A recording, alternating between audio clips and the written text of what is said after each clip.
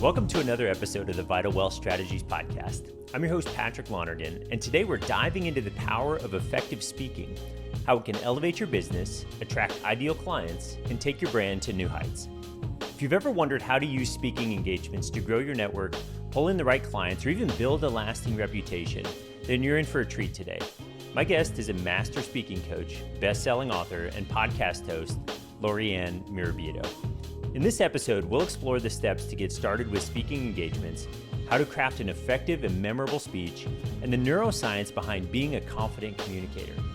Stay to the end to hear Laurie-Ann break down actionable advice for anyone looking to expand into the speaking world to enhance their communication skills. Let's jump in. Laurie-Ann Murabito, thank you so much for joining us. I appreciate this. I'm excited about our conversation today. We're going to get into all sorts of topics. You are a master speaking coach, host of the Be in Demand podcast, best-selling author, and a professional speaker.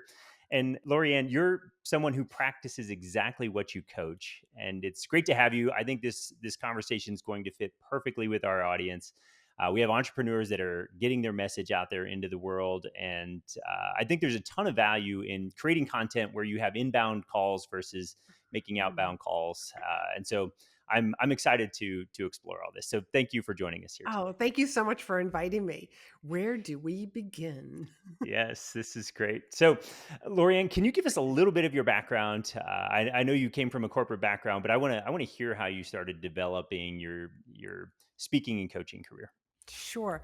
I am from the healthcare industry. I'm from the direct patient care, moved over to the medical device and moved up. Found this thing called coaching one weekend and just kind of fell in love with it. And I looked at it as a beautiful form of communication for my team, but also with my customers. But unfortunately, I really fell in love with it and decided that I wanted to make it my main thing. And so I left my corporate job thinking, hey, if I build it, they will come, right? Yes, very young and naive. But I'm also a reformed, painfully shy girl who couldn't even make eye contact with people. And part of leaving the corporate job and trying to network, I ran into a couple of other women and we realized that women network differently. So we wanted to create an event that was geared towards women. So there was networking and education. And so they all whipped their heads and said, Laurie-Ann, you do the speaking. And I shook my head and I said, okay. And deep down inside, I was like, what are you doing? You are shy. You don't speak in front of people. However, self-integrity is one of my highest values. If I tell somebody I'm going to do something, I show up and I do it. And I showed up and I did it to a room, a standing room of just a full room of people for my first presentation. And I went into what I now call the college professor. There was really no beginning, no warm up, no introduction about me. I just started lecturing the audience. And when I was done, and now I know that this is a terrible way to end a speech now, but I said to the audience, okay, I'm done now. And if you want to talk to me, I'll be in the back of the room. In which case, people actually came up to me and said, so do you have a website? Do you work with clients one on one? And I was just like, huh? What? Like, I didn't even know that I could share that kind of information. And so that's how I ended up attracting the perfect clients to Yeah. me. And that's how I started using speaking. Yeah, I love it, and I think a point to highlight there that I think is a critical thing for entrepreneurs to take note of is it was almost fire ready aim. Like, I'm going to go take action. Oftentimes we see entrepreneurs wait for their website to be perfect. They go get their LLC and their bank accounts and their bookkeeping and all of these other pieces that really have nothing to do with revenue, generating any revenue, of seeing if there's a market out there for this product and service we have. So that is fantastic. I appreciate your willingness to just like go out there and see what happens. So good Yes. for you.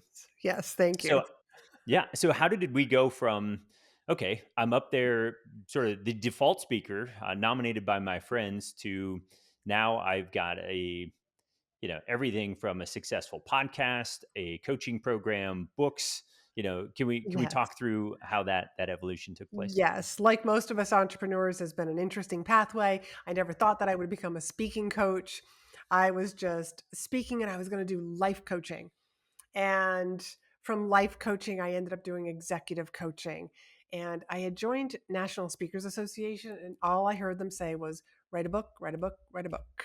So I wrote a book, and that is Rethink Leadership: 4 Lessons to Make You Remarkable. And it's just a modern day parable. And a couple of years later, I had then ended up writing Rethink Your Leadership, because now I was speaking in leadership.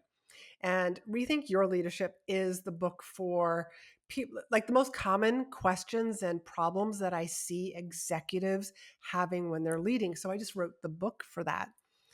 And from there, like, I was doing very well, except I was hopping on and off airplanes. And it's, like, you come home, you take the dirty clothes, you put it in the wash, you throw it back into the suitcase. That was my life. There was an incident that happened at Fort Lauderdale that brought every plane to a screeching halt. And it was that somebody was allowed to travel with their firearm and came out, put their firearm together and came out shooting. And that's when I said, oh my God, I need a new business model. And 2 weeks later, I get a text message from somebody that says, hey, Laurie-Ann, do you write speeches for people? So this is just about 7 years ago now. And I was like, well, no, because I only write my own, but I was happy to help her. She was 3 years away from retiring from her government job, and you will stand on your head for 3 years at that point. And she'd had this side hustle as a stylist for 5 years and losing money for 5 years. Patrick, as a tax guy, like, Yeah. that's not a good business model. No, And that's what no. her husband It's said good on the too. tax side, but it's not good for the profitability side. Exactly. We need positive numbers there. Yep. So I helped her write a speech, get booked, and leverage it into more. And after her very first presentation, she hit a home run, in my opinion. She got referred to 2 other places to speak, and she walked away with 3 full paying clients. I said to myself, I wonder if anybody else wants to know what I know. And that's what brought me into the online world. Wonderful. That's fantastic. So I think about everything that you've done, and there's been an evolution there, right? We were Yes. we were speaking, we wrote a book, we started a podcast, we're doing coaching. That sounds overwhelming to me, right? Like I don't know where to start. You know, if you were to think about, okay, I've done all of these things. If I had to start the business where I need to generate some revenue, where does it all begin? What pieces do you put in place first? I would still do the same thing. It would be speaking. I wouldn't worry about so much about the website, because I know speakers who don't have websites and are fully booked out. Speaking gigs and also client coaching, rosters. Because speaking puts you in front of the right people. Let me just give you some statistics here, Patrick, because you love numbers, I bet. So there are today 20,000 speaking events that happened. Tomorrow, there's going to be another 20,000, and the day after, and the day after. That number here in the US is 7,500. 7,500. That actually, let's just divide it by 50 states, even though it's not even, because nobody's going to Alaska for a conference. In January, they're all going to Florida and Hawaii. That's 150 opportunities. I live really close to the Massachusetts border. So I look at that as I actually have 300 opportunities every single day. And that number, I think, is a very underestimated number of what actually can happen. That is from MPI, which is Meeting Planners International. And so they're basing that 20,000 and 7,500 over, because of like hotel rooms that are reserved for meetings by associations. So, one more very fun stat, and that is there are 225,000 association and professional trade groups here in the US. They all have chapters in each state, if not more than one chapter. They have meetings every month, and they also have at least one yearly conference, if not 2 conferences every single year. That's a lot of opportunity. One of my clients, he speaks in the real estate industry. And so I have this book that's not being published anymore because it is like this 4-inch book of like Bible paper of all these different associations. So I took a picture and basically to send him to let him know, here's how many associations are under the real estate umbrella. Guess how many there were, Patrick? Uh, I don't know. I just think we're in real estate, and so I think of all the associations.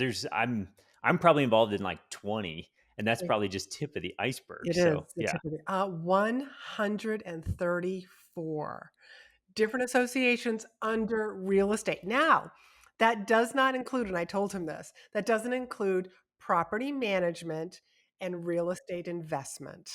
I didn't even count those. I didn't even take a picture of that for him. 134 under real estate alone. He could just speak to those 134 like every other year, just divided up into two. He would be set forever.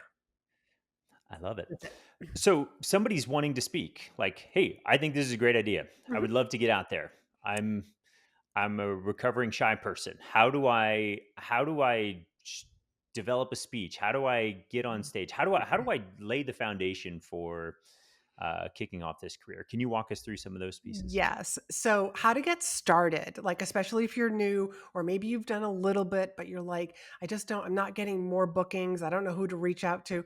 I would actually tell them to go listen to on my podcast, Be in Demand, episode 262. It is literally like a blueprint on how to get booked. And I teach people start with your warm market, start with the people who already know, like, trust you, start with the associations, Facebook groups, um, as- just chamber of groups. I mean, you just mentioned that you're already involved in a bunch of real estate groups. Like, I would tell you, like, go knock on their door first. These people who already know you, they just don't know that you want to be a speaker.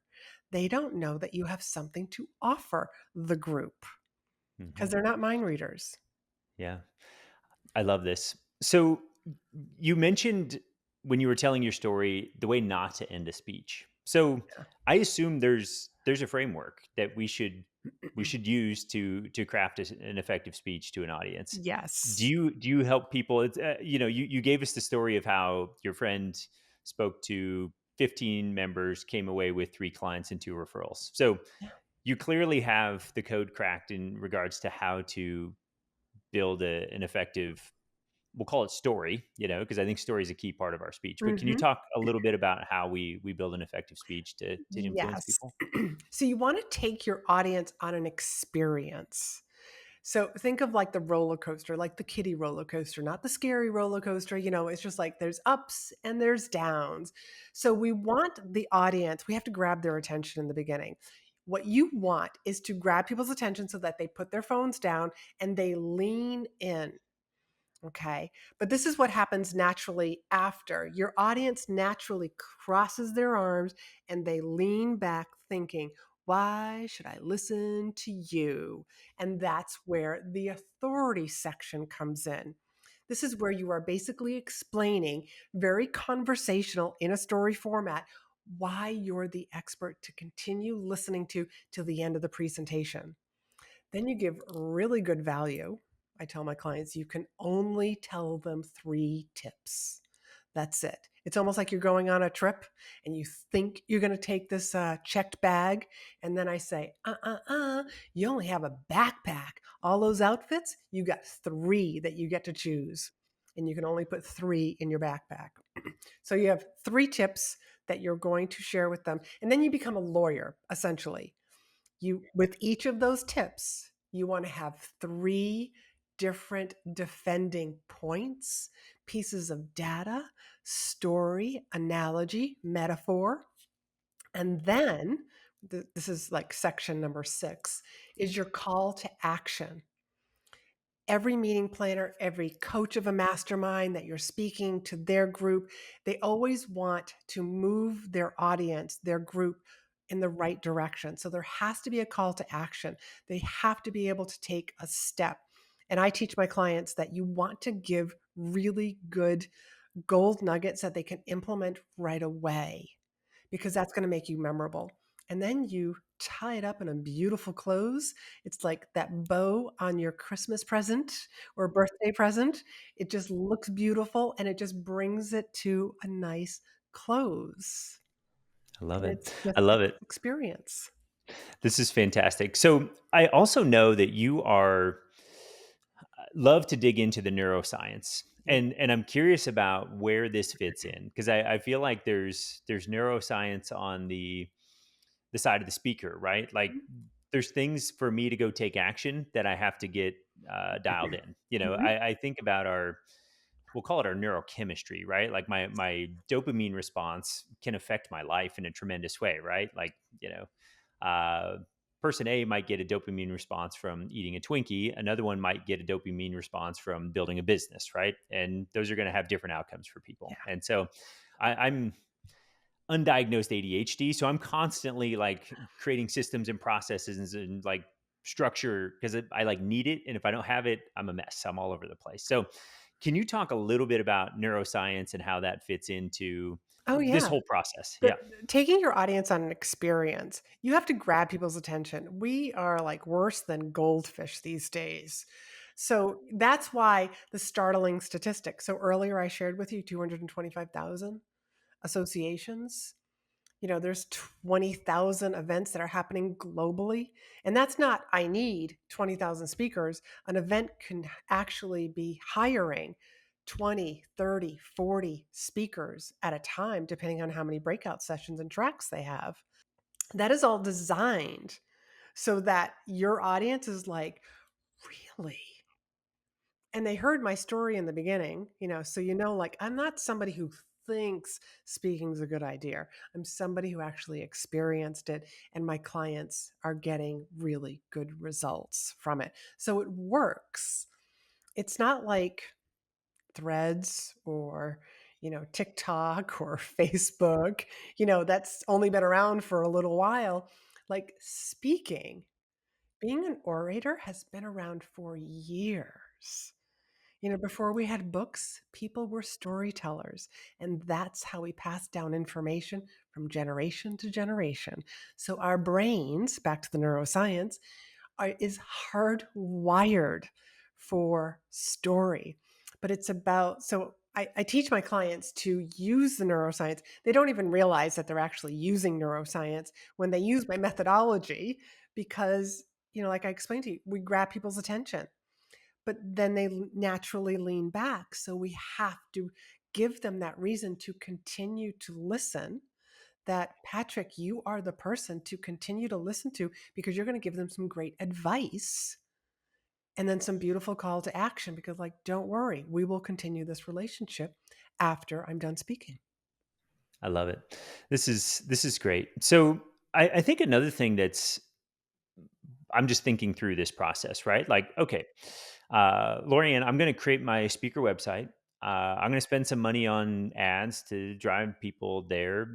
We've talked about sort of my warm market that but let's say I connect with all those folks. How do I build this into something where I'm not just sort of throwing money at it? I'm not just consistently showing up and because I've found like with the podcast, like being consistent's great. Like that's sort of like table stakes for having a worthwhile podcast. But you got to start doing some other things to like get your audience to grow and expand. So can you talk us a little bit about how we take we've sort of kicked off our speaking career, but now we're ready to like grow this into the next level. What do we need to do there? Well, I mean, how many times do you want to speak a year? I mean, like that's a question that I ask a lot of people because you get to decide as an entrepreneur, you get to decide this is how many times I want to speak. We're not talking about being a professional speaker. If you're going to be a professional speaker, you literally could be speaking 3 or 4 times a week. But if you're an entrepreneur, you also know like I still got to do my business. I got to like serve my clients. So maybe you decide I'm only going to speak once a week or maybe twice a month. Well, let's just go with the twice a month example for starters. When you've reached 24, because let's just say you're going to do twice a month for all 12 months, You get to say when somebody says, "Yeah, but, can we book you for next month?" I'm sorry, I'm booked for this year, but I am booking into the next year. All of a sudden, like, it makes people like, "Oh my god, they're already booked for the," and, like, this can happen in May, and it increases your value. This happened with one of my clients who she spoke in the quilting industry, which is a gazillion billion dollar industry, by the way, which I didn't know of, but it also has a very short speaking window. And these are run by older women that have like already retired essentially, and they don't use the website. They actually have everything in a three-ring binder. That's how they pick their speakers each year. Well, Jan comes along, and Jan is this young 30-year-old who fell into quilting and wrote a book and started speaking. And every time I said to her, "Well, here's how to word it so that, like, yeah, you're busy and you can't fit them in this year. Let's get them to book you for next year." She was like, "It'll never work. This is not how this industry works." I said, "Give it a try." Guess what? She got fully booked for 3 years in a row in an industry that doesn't book farther than, like, next month. But they realized because of the way that she was just like, "Well, I'm fully booked, but if you want me to speak next year, let's talk about a date now, and you can have my this year's rate." Yeah. And they I were love like, it. "Done." This is speaking of neuroscience, there's a fantastic book out there called Influence the Psychology of Persuasion by Robert Cialdini I or love Cialdini. I'm not I sure how to love pronounce it. I'm not sure either if it's Caldini or Yep. whatever, but Yep. I adore his Yeah. books. Yes. Yeah. Because the principle you just talked about was scarcity, right? Like we Mhm. want things we can't have. And so when we take them away, people want it even more. So if I'm like in demand, or at least it appears I'm in demand because I'm not taking any bookings until next year, people are like, oh my goodness, I better get in line for this to get Yeah. signed up before the opportunity goes away because I don't want to miss out on whatever this amazing thing is. So Yes, I love that absolutely. piece of wisdom there. That's great. So that scarcity can come with your boundaries around your speaking. And another one of my clients, does a lot of reffing for college basketball. So guess what? He's not really doing any speaking from November to March. So he's been telling people for the past month and a half, "I'm sorry, I'm fully booked for this year for 2024, but I am taking bookings for April of 2025." And they're just like, "Oh, we better get him on our calendar now." Yeah, this is great. So I'm curious how you've got a long running podcast. Good for you. That is hard to do. And so many people, I think the average podcaster puts out like 7 or 8 episodes before they, it's called pod fade. They quit, and so you're well over 200 episodes. You just referred us to episode 262. Can you talk a little bit about how the podcast and public speaking, they're clearly on the same plane, right? But how Mhm. they can support each other? Well, I believe that speaking needs to be redefined, and so does stages. And my podcast is my stage. As soon as I hit episode 200, I changed the format of my show a little bit. I did a lot of changes. The second episode that comes out on Thursday is always my audience participating in the show. Whether it's they're asking a question that I'm answering, I do speaker breakthrough sessions, but I also do these community calls. It's like these mini trainings. So it's a way for me to really engage with my audience. But I will tell you that when I started my podcast, I had a coach and brought up the idea because I was like, well, I'm a speaker, so I should be speaking as a podcast host. And she said, no, I think you should learn how to convert people by writing social media content. Shame on me for listening to her and believing her. And I think it was like 9 months later, I just said, screw it. I'm just going to like do this because I'm stubborn and like that anyways. And just showed up on a call one day and said, oh, by the way, I started a podcast and it comes out live tomorrow. And it was the best thing that I've ever done, Patrick. I've had so much fun with it and have been able to impact people in parts of the world that I never thought I would be able to impact. And they're finding me because of my podcast. That's fantastic. Yeah, I agree. I think of the podcast and the number of connections we've made. Both our professional network has grown. People listen to it that are peers, and they're like, "Hey, this is really good," and they'll reach out, and we can do business together. And then clients are listening to it, going, "Hey, this was fantastic content. I'm not getting this type of service anywhere." And the cool thing about I'll say our businesses is we're a virtual financial advisory firm. Like we're working with clients all over the United States, and so we're not limited to borders for where we hire people, for the work we do for clients. Now, I think outside of the United States, I don't know the tax code, as Mhm. well. So, if you're living in Spain, that's going to be a challenge that I'm unfamiliar with, and I might have to refer you to a friend of ours that does international tax planning. But yeah, I absolutely love how it allows us to build connection with people, build relationship with folks without actually sitting down and getting to meet them face to face. They get to learn everything about us and go, yes, I align with the way you think, Yeah. and I want to work with you, Yeah. or I don't align with you, and that's great. I want that as well, because if somebody is doesn't think the same way I do and has different values, please go find somebody else to be your advisor. So I think that's a beautiful thing that you've sort of recognized that I think is really hard to do through, we'll call it short form social media posts, right? Like when I only have 15 seconds to get your attention, it can be challenging to build Hey, those I same call relationships. Instagram, TikTok, Facebook, all that's milk. Milk has an expiration date, okay? It just does. Whereas my podcast is working 24/7, 365 days. If there's a holiday here in the US, like it's not a holiday someplace else on the other side of the globe. It is constantly working for me. People are constantly listening to podcasts because podcasting is the perfect multitasking medium. I like never am I just listening to a podcast with paper and pencil at my desk. I'm driving, short trips, long trips, going to the gym while I'm on the treadmill, lifting weights on the stairmaster. I'm cleaning the house, cooking dinner. Always multitasking while I listen to a podcast, but at the same time, it's very intimate. Like I am in people's ears. People are in my ears, and I have this relationship with people. And the one thing, and I'm sure that you've already experienced this, people who are listening to our podcast and then they meet us. They're like, they say this to me at least, and I'm sure that they say this to you because I'm experiencing right now. You are just like you are on your podcast. Yeah. Yep. You can't get that Absolutely. from an Instagram post. I'm sorry, No, folks. no, it's so true. So this is wonderful. Now you've worked with some really big names, Johnson and Johnson, American Cancer Society. Now, can you also discuss some of your like client success?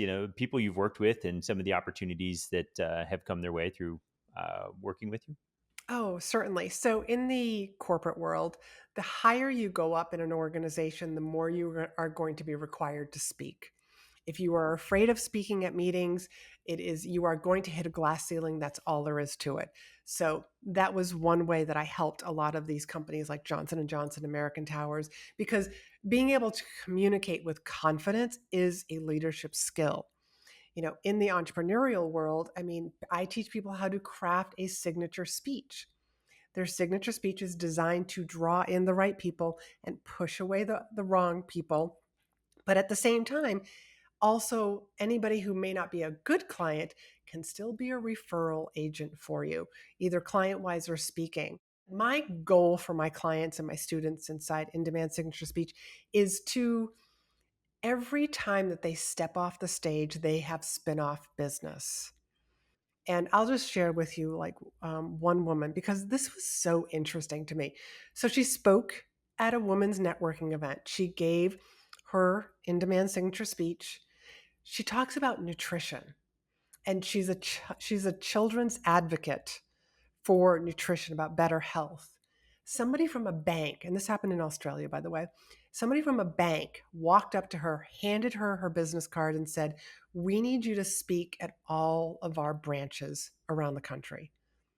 That added $26,000 in her pocket, 26 different branches that she got to speak. And she was just like, it's a bank. Laurie-Ann.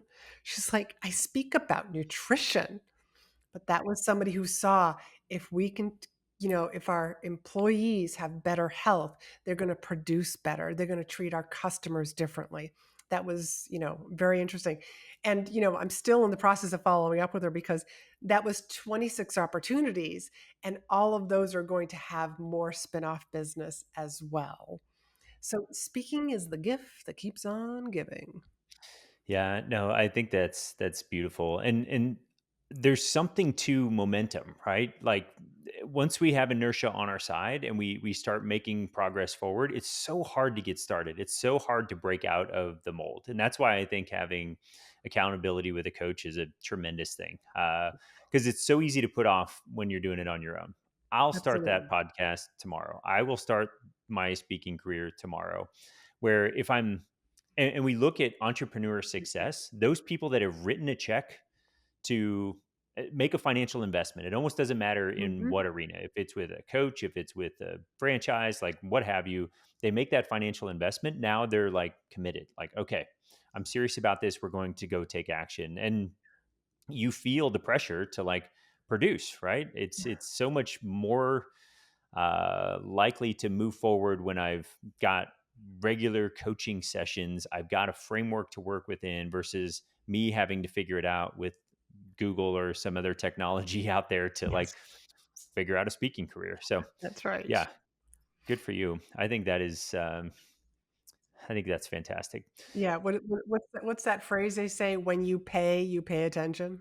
Yes, that is so true. And I remember one of my, this was almost 20 years ago. We had a real estate coaching business and I did a seminar and I had probably three-quarters of the room was paying guests. And I invited some friends and some people that were interested but couldn't pay. They were the worst guests. Yeah. They were leaving halfway through. They weren't showing up. Everybody that paid was dialed in. And I'm like, never again am I giving anything free. You can either pay or not come. I Yep. don't care. But that just like resonated with me. The when somebody pays some money, they attach some value to it, and the attention is so Yeah. much better. So yeah, that's wonderful.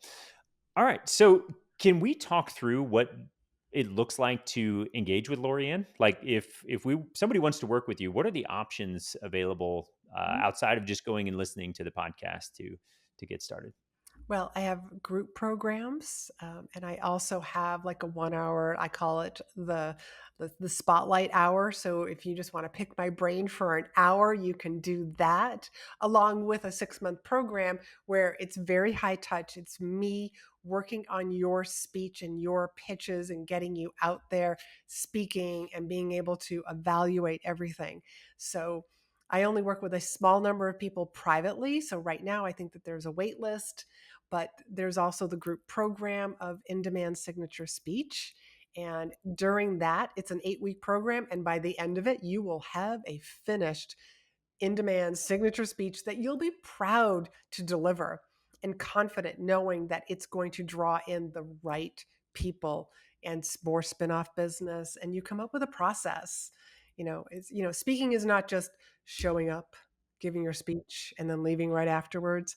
There's a process in the beginning, that actual day that you speak, and even after the event, because I always want you to look like a pro even if it's your very first time.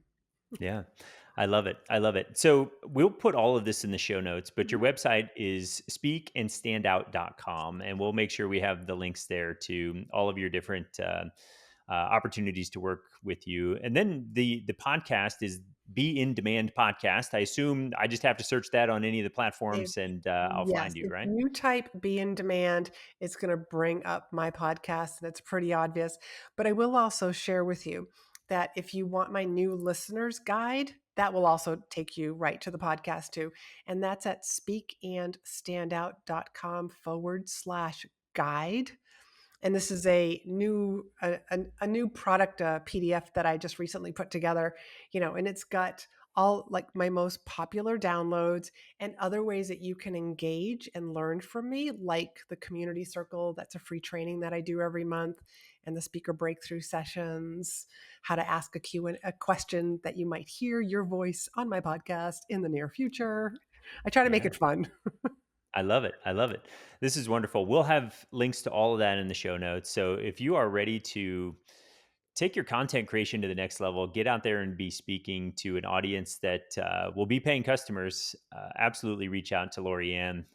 She would be an absolute resource to you. So Laurie-Ann, I appreciate you joining us here today. This has been a fantastic conversation. Is there anything else that we haven't covered that we should have talked about before we wrap up? I'm sure that there is, but like because I mean, I've got over 25 years of, experience in the speaking world, so there's no way that I can share all of that in this time that we have together. But I think what you're doing, Patrick, this is your stage. Your podcast is your stage. You're doing presentations. That's you getting on a stage and using OPA, other people's audiences.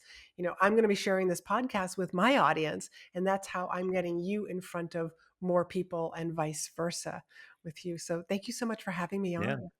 I love it. I love it. I'm excited to go listen to episode 262. It looks like that is a great place to sort of start my public speaking education. This is something that I'm looking at, from a macro point of view. How do we level up? Take it. We've gotten the podcast to the point where it's pretty easy to produce. At first, it was challenging, but now it's like, okay, we've got the team and the editors and everybody in place to get this going. And so I'm looking forward to leveling up my speaking. So thank you so much for joining us here And today. I do appreciate and it. Patrick, since you have a podcast, and this is for anybody who does have a podcast, how to use your podcast and the stage, go listen to episode 258. I talk about how to use them both for great success. I love it.